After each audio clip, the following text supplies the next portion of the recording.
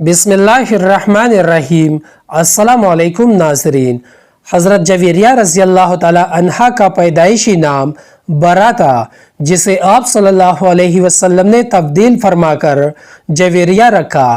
سلسلہ نسب اس طرح ہے: حضرت جویریہ رضی اللہ تعالی عنہا آپ صلی اللہ علیہ وسلم کے اعلان نبوت سے تقریباً 2 سال قبل پیدا ہوئی۔ جویریہ رضی اللہ تعالی عنہا کا تعلق قبیلہ بنو مستلق سے ہے۔ قبیلہ بنی خزامہ کی ایک شاخ کا نام بنو مستلق تھا، جو خزیمہ ابن سعد ابن عمر کی اولاد سے ہے۔ خزیمہ کا لقب مستلق تھا، یہ بہت خوش آواز تھا۔ بنو خزامہ میں سب سے پہلے گانا اسی نے گایا۔ جویریہ رضی اللہ تعالی عنہا کے والد حارث بن ابی زرار اسلام لانے سے پہلے اپنے زمانے کے مشہور رہزن اور ڈاکو تھے۔ ان کو مسلمانوں سے خاص دلی عداوت تھی، اپنے قبیلے کے سردار مانے جاتے تھے، اس لیے بنو مستلق کا پورا قبیلہ آپ کے ساتھ رہزنی و ڈکیتی میں ساتھ دیتا۔ رسول اللہ صلی اللہ علیہ وسلم کے ساتھ ام المومنین جویریہ رضی اللہ تعالی عنہا کے نکاح سے پہلے یہ قبیلہ مسلمانوں کے خلاف تقریباً ہر جنگ کا حصہ رہا، لیکن جب جویریہ رضی اللہ تعالی عنہا ام المومنین بنی تو اس قبیلے کے اکثر لوگوں نے اسلام قبول کر لیا اور رہزنی و ڈکیتی چھوڑ کر متمدن اور مہذب زندگی اختیار کر لی تھی، اور اس کے بعد مسلمانوں کے خلاف کسی جنگ میں حصہ نہیں لیا۔ جب جویریہ رضی اللہ تعالی عنہا بالغ ہوئی تو آپ کے والدین کو آپ کی شادی کی فکر لاحق ہوئی۔ صفوان بن ابی شیر بن سراب بن مالک بن جزیمہ ایک دن ان کے گھر آئے۔ صفوان اور حارث دونوں قریبی رشتہ دار بھی تھے۔ صفوان کے دادا سرا اور حارث کے پردادا عائز دونوں مالک بن جزیمہ کے بیٹے تھے۔ صفوان بن ابی الشفر نے حارث سے کہا کہ برا سیدہ جویریہ رضی اللہ تعالی عنہا کی شادی کے بارے میں پریشان ہونے کی ضرورت نہیں، میں خود اپنے بیٹے مصافے کے لیے آپ سے برا کا ہاتھ مانگنے آیا ہوں۔ چنانچہ یہ شادی طے ہو گئی اور آپ رضی اللہ تعالی عنہا کا نکاح مصافے کے ساتھ ہو گیا۔ انہی دنوں جویریہ رضی اللہ تعالی عنہا کو ایک عجیب خواب آیا۔ آپ کیا دیکھتی ہے کہ یثرب مدینہ منورہ سے چاند چلتا ہوا ان کی گود میں اترتا ہے۔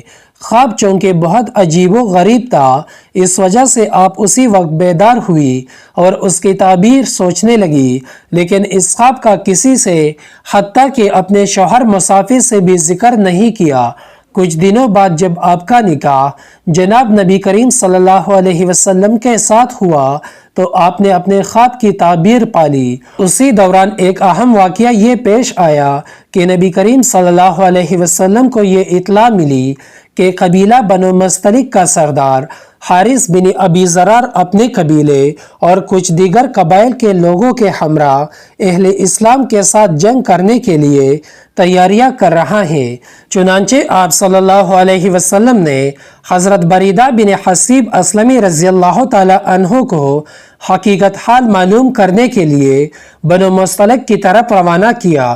انہوں نے وہاں پہنچ کر حارث بن زرار سے ملاقات کی اور بات چیت کی، اور واپس آ کر رسول اللہ صلی اللہ علیہ وسلم کو حالات سے باخبر کیا کہ واقعی بنو مستلق اور دیگر قبائل کے لوگ حارث بن ابی زرار کی قیادت میں مسلمانوں پر حملہ ور ہونے والے ہیں۔ چنانچہ آپ صلی اللہ علیہ وسلم نے صحابہ کرام کو جنگ کی تیاری کا حکم دیا اور مورخہ 2 شعبان 5 ہجری کو بنی مستلق کی طرف روانہ ہوئے۔ اس سفر میں امہات المومنین میں سے سیدہ عائشہ رضی اللہ تعالی عنہا اور سیدہ ام سلمہ رضی اللہ تعالی عنہا بھی آپ صلی اللہ علیہ وسلم کے ہمراہ تھی۔ روانہ ہوتے وقت آپ صلی اللہ علیہ وسلم نے مدینہ منورہ کے انتظامی معاملات حضرت زید بن حارثہ رضی اللہ تعالی عنہ یا حضرت ابو ذر رضی اللہ تعالی عنہ یا پھر نمیلہ بن عبداللہ لیثی رضی اللہ تعالی عنہ کو سونپے۔ اس غزوے میں آپ صلی اللہ علیہ وسلم کے ہمراہ منافقین کی بھی ایک جماعت ساتھ تھی، جو اس سے پہلے کسی غزوے میں شریک نہیں ہوئی تھی۔ دوسری طرف حارث بن ابی ذرار نے بھی اسلامی لشکر کی نقل و حرکت، سپاہیوں کی تعداد اور اسلحہ کی مقدار معلوم کرنے کے لیے ایک جاسوس بھیجا۔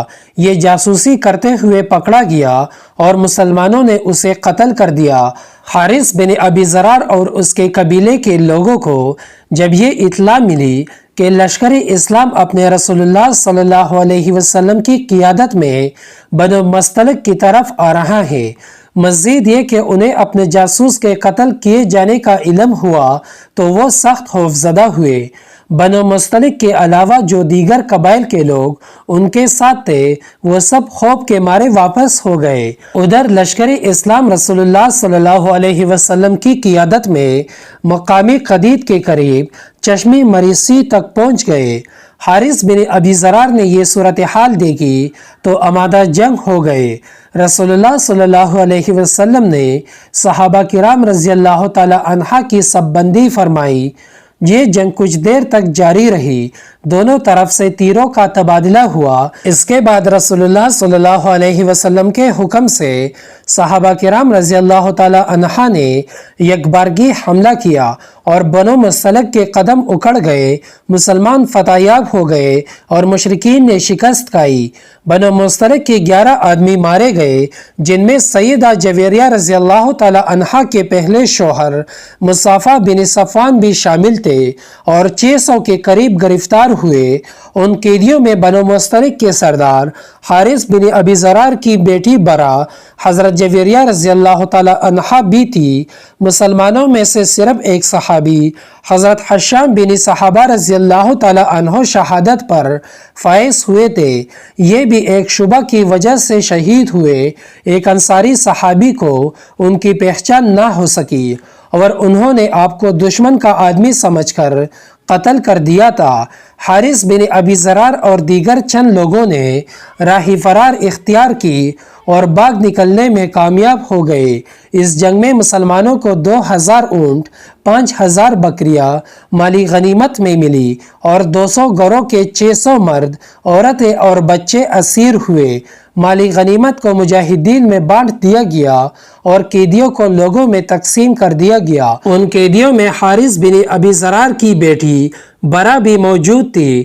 ام المومنین عائشہ رضی اللہ تعالی عنہا فرماتی ہے کہ جویریہ بنت حارث ثابت بن قیس بن شماس رضی اللہ تعالی عنہ کے حصے میں آئی، چنانچہ جویریہ نے اپنے بارے میں مکاتبت کر لی۔ نوٹ: مکاتب اس غلام اور مکاتبہ اس لونڈی کو کہتے ہیں جو اپنے مالک سے یہ طے کر لے کہ وہ ایک مقررہ رقم مالک کو ادا کر کے آزاد ہو جائے گا یا ہو جائے گی۔ حضرت عائشہ فرماتی ہے کہ جویریہ حسین صورت کی مالک خاتون تھی۔ یہ رسول اللہ صلی اللہ علیہ وسلم کے پاس آئی اور اپنی مکاتبت ادائیگی رقم سے مشروط آزادی کے سلسلے میں آپ صلی اللہ علیہ وسلم کے پاس آئی۔ عائشہ رضی اللہ تعالی عنہا فرماتی ہے میں نے دیکھا کہ جویریہ دروازے پر کھڑی ہوئی تھی۔ جویریہ کا حسن جمال عروج پر تھا، میں نے اس سے پہلے اتنی خوبصورت عورت نہ دیکھی تھی۔ جویریہ نے کہا، اے اللہ کے رسول، میں حارث کی بیٹی جویریہ ہوں، میرا معاملہ آپ سے مخفی نہیں ہے کہ جنگی قیدی ہوں اور لونڈی بنائی گئی ہوں۔ میں ثابت بن قیس بن شماس کے حصے میں آئی ہوں، میں نے ان سے اپنے بارے مکاتبت کر لی ہے۔ میں آپ کی خدمت میں اس لیے حاضر ہوئی ہوں کہ آپ اس بارے میں میرے ساتھ تعاون فرمائیں۔ آپ صلی اللہ علیہ وسلم نے فرمایا، کیا تم اس سے بہتر معاملہ پسند نہیں کرتی ہو؟ انہوں نے کہا، اے اللہ کے رسول، وہ کیا ہے؟ آپ صلی اللہ علیہ وآلہ وسلم نے فرمایا، میں تمہاری طرف سے تمہاری رقم ادا کر دیتا ہوں اور آپ سے شادی کر لیتا ہوں۔ انہوں نے کہا، میں راضی ہوں۔ حضرت عائشہ فرماتی ہے کہ مجھے برا کی مکاتبت کا علم نہ تھا تو میں فوراً پردے سے باہر آئی اور کہا، اے اللہ کے رسول، یہ ثابت بن قیس کے حصے میں آئی ہے، آپ اس کو کیسے قبول کر سکتے ہیں؟ حضور نے فرمایا کہ برا نے اپنے مالک سے مکاتبت کر لی ہے، جس کی رقم میں ادا کروں گا۔ علامہ ذہبی رحم اللہ نے لکھا ہے کہ سیدہ جویریہ رضی اللہ تعالی عنہا نے اسی وقت اسلام قبول فرمایا۔ قبول اسلام کے بعد نبی کریم صلی اللہ علیہ وسلم نے حضرت جویریہ رضی اللہ تعالی عنہا کی طرف سے رقم ادا کی۔ حضرت جویریہ رضی اللہ تعالی عنہا کو اپنی ازواج مطہرات میں شامل فرما کر ام المومنین سیدہ جویریہ رضی اللہ تعالی عنہا بنا دیا اور حق مہر کے طور پر ان کے قبیلے کے 40 غلام آزاد فرمائے۔ کچھ ہی دیر میں یہ خبر باقی لشکر تک پہنچی تو کچھ منافقین موقع کا فائدہ اٹھا کر اعتراض کرنے لگے کہ نبی پاک نے کسی اور کے حصے میں آئی لونڈی سے نکاح کر لیا ہے، لیکن جلد ہی حضرت ثابت بن قیس رضی اللہ تعالی عنہ نے اعلان فرمایا کہ برا نے میرے ساتھ مکاتبت کی تھی اور میں نے اپنی رقم وصول کر لی ہے، چنانچہ وہ اب میری باندھی نہ رہی۔ حضرت سلمان پارسی رضی اللہ تعالی عنہ فرماتے ہیں کہ نبی کریم صلی اللہ علیہ وسلم نے جویریہ رضی اللہ تعالی عنہا کو حجاب کرنے کا حکم دیا اور باقی ازواج مطہرات کی طرح ان کے لیے بھی آپ نے باری مقرر فرمائی۔ حضرت سلمان فارسی رضی اللہ تعالی عنہ نے جو یہ فرمایا ہے کہ آپ صلی اللہ علیہ وسلم نے حضرت جویریہ رضی اللہ تعالی عنہا کو حجاب کا حکم دیا، اس بات کو سمجھنے کے لیے اس کا پس منظر سمجھنا ضروری ہے۔ جب پردے کے احکام نازل ہوئے تو آزاد عورت اور باندھی میں فرق کرنے کے لیے یوں کیا جاتا کہ آزاد عورت مکمل پردہ فرماتی جبکہ لونڈیوں کو چہرہ کھلا رکھنے کی اجازت تھی۔ حضرت عمر رضی اللہ تعالی عنہ کی بات کا مطلب یہ ہے کہ سیدہ جویریہ رضی اللہ تعالی عنہا نبی کریم صلی اللہ علیہ وسلم کی لونڈی نہیں تھی، بلکہ آپ صلی اللہ علیہ وسلم نے انہیں آزاد فرما کر نکاح فرمایا تھا، چونکہ یہ پردہ کا حکم دینے والی بات ام المومنین سیدہ صفیہ رضی اللہ تعالی عنہا کے حالات میں بھی آ رہی ہے، اس لیے یہاں اس کی وضاحت کر دی ہے تاکہ وہاں بھی سمجھنے میں آسانی رہے۔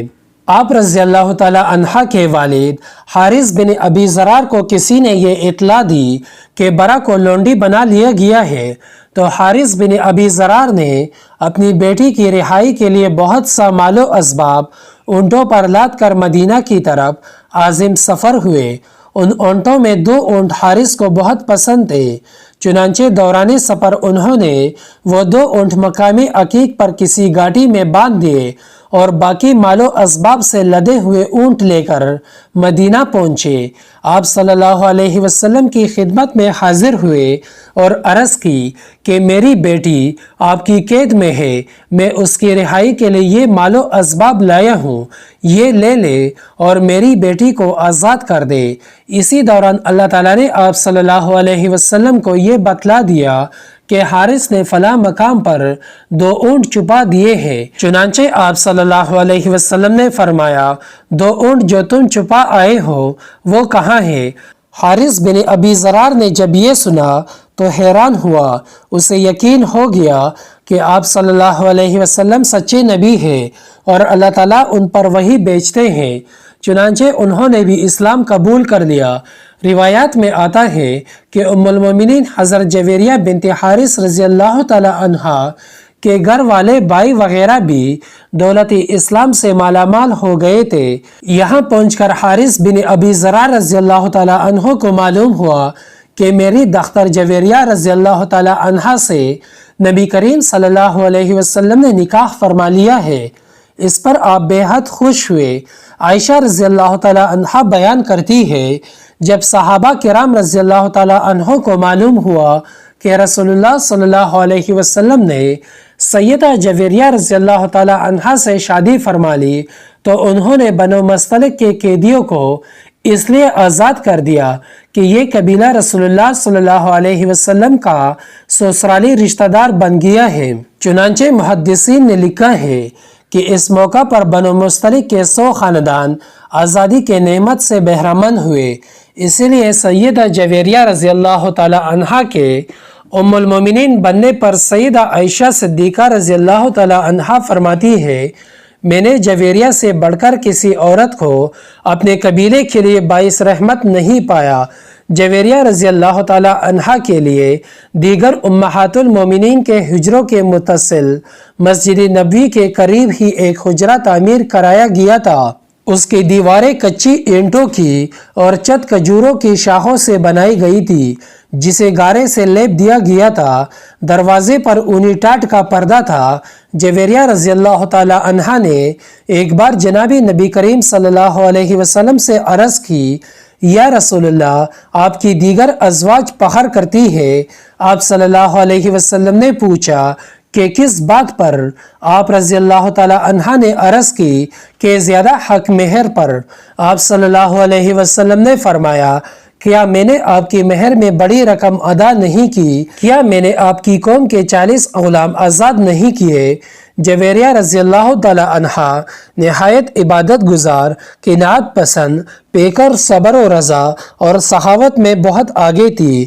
اللہ کریم نے آپ رضی اللہ تعالی عنہا کو تمام عمدہ اوصاف عطا فرمائے تھے۔ ایک دن آپ صلی اللہ علیہ وسلم نماز فجر کے بعد سیدھے حضرت جویریہ رضی اللہ تعالی عنہا کے پاس باہر تشریف لائے تو اس وقت وہ اپنے مصلی پر بیٹھی مشغولی عبادت تھی۔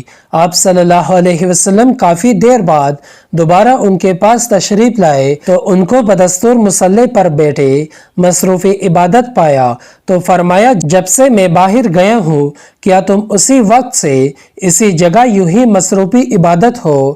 آپ رضی اللہ تعالی عنہ نے عرض کی، جی ہاں۔ حضرت جویریہ رضی اللہ تعالی عنہ نے 65 سال کی عمر میں 50 ہجری ربیع الاول کے مہینے میں وفات پائی اور آپ کو جنت البقیع میں دفن کیا گیا۔